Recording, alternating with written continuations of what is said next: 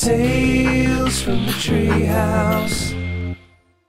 Hello, I'm Ben from Treehouse Theatre.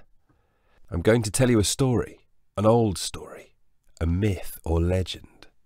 These stories have been with us for hundreds, sometimes thousands of years. There are stories like them in every society and every ancient civilization that the world has ever seen. They often tell us things about how people understood the world, or how it comes to be how it is. And even if the stories aren't true in a literal way, they always tell us something about what people are like, or what life is for. So relax, shut your eyes, and enjoy the pictures of the story coming into your mind. Here we go. The Sword in the Stone. Long ago, in England, in the years not long after the Romans had left, it's said that the land was difficult to rule. There were little kingdoms everywhere, and the little kings of those little kingdoms fought amongst themselves for who should be king of more kingdoms than just their own kingdom. There wasn't really a king over all of them, someone who could stop them fighting amongst themselves. But lots of them wanted to be such a king, and that was really the whole problem. Lots of squabbling and fighting. But for a while there was a king who managed to keep everyone peaceful because they all respected him, and that king was called Uther. But Uther died, and his baby son disappeared. No one knew what had happened to him. Had the child died, or had someone taken him away and put him somewhere? Either way, without Uther there to keep the peace, everyone started arguing amongst themselves again, and things got as bad as they'd ever been. Meanwhile, in a castle not far from London, there lived someone called Sir Hector. Now he had two sons. The older one was called Kay, and the younger one was called Arthur. Kay was strong and muscly, good at fighting, good at riding horses, and was definitely going to make a good knight. Arthur was also good at sword fighting and riding his horse, but he hadn't had quite as much practice because he was younger. And as well as that, Arthur also loved to go out into the countryside and lie in the woods near their home, watching the animals. The deer and the foxes would come near to him and run around, butterflies rested on his nose. And although he was a good hunter when he put his mind to it, actually he preferred to be friends with the animals and enjoy their company. When Arthur was about 10 years old, a strange old man came to the castle. He had a long white beard and long hair, and looked about as old as the world. His name was Merlin. He talked with Sir Hector about some things, and Sir Hector asked him, because he was a very wise and learned man, if he might not help Arthur with his studies. Merlin was delighted to be asked, and so he stayed for a while, and helped Arthur with his books and his learning, but rather than just talking about letters and numbers, Merlin told Arthur about all sorts of things, taught him about the world, how it works, how people think about things, and how they come to decisions about what to be done and what's the best way to rule. He made sure Arthur understood that being a big strong warrior and going around all the time fighting was not anywhere near as powerful as being able to stop people fighting and allow people to come together in peace and harmony. Merlin came and went for a year or two, until, it would seem, he felt that Arthur had learnt everything that Merlin needed him to know for now. And when Arthur was about 16 years old, and his brother Kay had become Sir Kay, a knight, and Arthur was his squire, which means he was a trainee knight who in the meantime got to look after the real knights, in other words, his brother in this case, make sure that their armour was polished, that their swords were sharp, and that their lances were ready for the jousting. And speaking of jousting, one day the castle received a message that all the knights were to meet up at a grand tournament in London.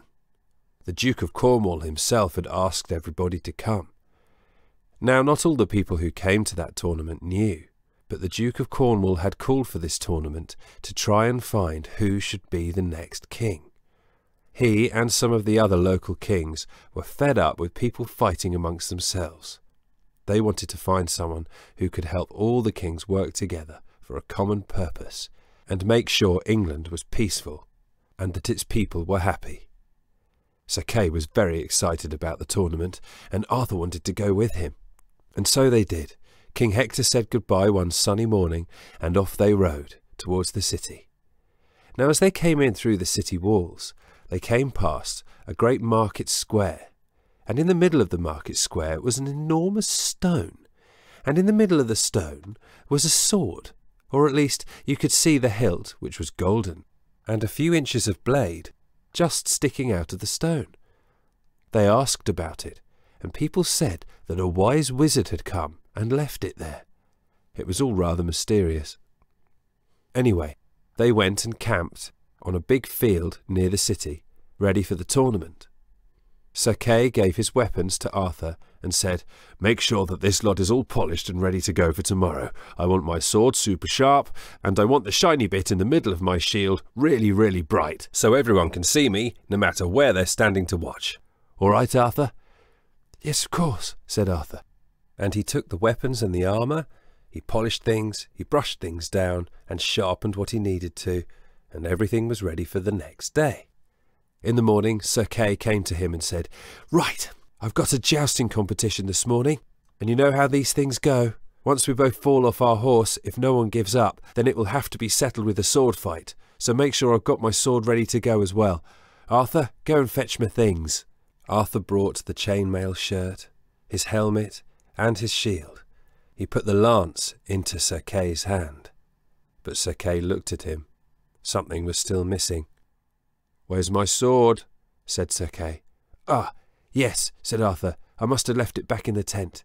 He went back to the tent, and the sword wasn't there. I don't know where it's gone," he said. "What? You've lost my sword? What am I going to do? The fight is in an hour." I know," said young Arthur. I'll get another one for you. I saw a really good one on the way into London." "Arthur, you're not going to steal one from somewhere, are you?" "Of course not. No, it didn't look like it belonged to anybody. Don't worry, Kay, I'll sort it out." And so Arthur went back to the city, back to the market square, where there was that stone with the sword in it. He went up to the sword. No one was around at the time, so he grabbed hold of the hilt and pulled it, nice and easily, out of the stone, and took it back to Sir Kay. "Here you go." "Wow, this is an amazing sword." Just at that moment, Sir Hector walked in. "Ah, my son, I see you're ready for the fight. Well, that's an interesting-looking sword. Where did you get that?" It's mine," said Sir Kay. "Yeah, I've got it. I'm going to use it in this tournament." "Hold on a moment," said Sir Hector. "Is that the sword that was in the stone in the market square?" Might be," said Sir Kay.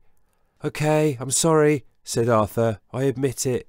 I got it. I went back because I lost Kay's sword. Sorry about that." You don't understand," said Sir Hector. "That's a very important sword. You can't give it to Sir Kay. Arthur, you have to put it back, now, before anybody notices it's gone."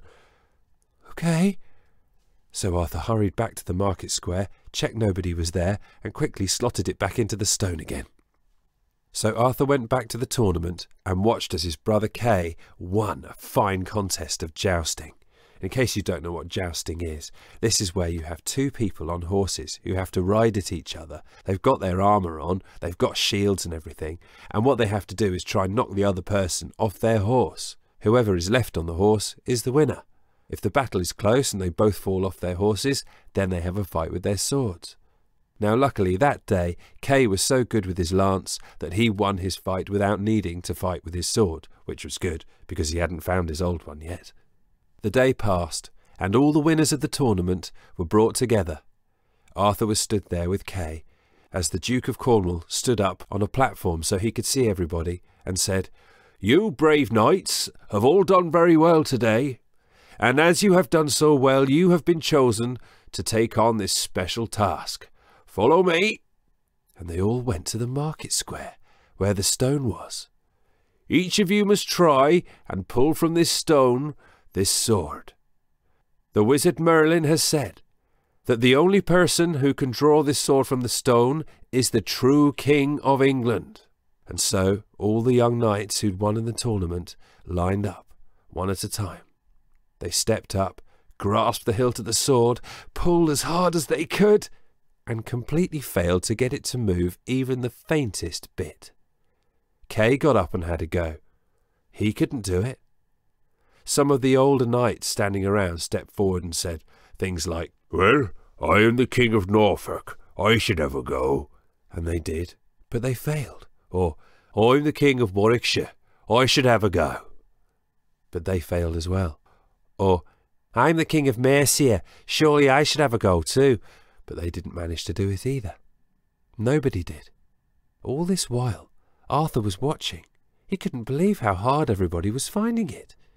In the end, he put his hand up, just as the Duke of Cornwall was saying, "Well, it seems that no one is able to pull this sword out of the stone, and therefore we don't have a true king." Excuse me," said Arthur. "What? Who are you, boy?" I'm Arthur. I'm the son of Sir Hector, his younger one. I'm only a squire, but I was wondering if I might have a go." "Well, I suppose there's no harm in it. Come on then, boy, up you come." Merlin stepped out from behind a nearby house and watched beneath his big bushy eyebrows with great interest. Arthur took the sword hilt between his hands, and it slid smoothly and easily out of the stone. All the knights and lords and kings of the little kingdoms gasped. You, boy?" "Well, apparently, yes," said Arthur. "Yes, indeed. This is no surprise to me," said Merlin, suddenly coming through. The lords and the kings are all muttering amongst themselves, saying things like, "We can't have this boy as a king. This is nonsense. It's disgraceful. It shouldn't be allowed to happen. I should be—" "Be quiet, all of you," said Merlin.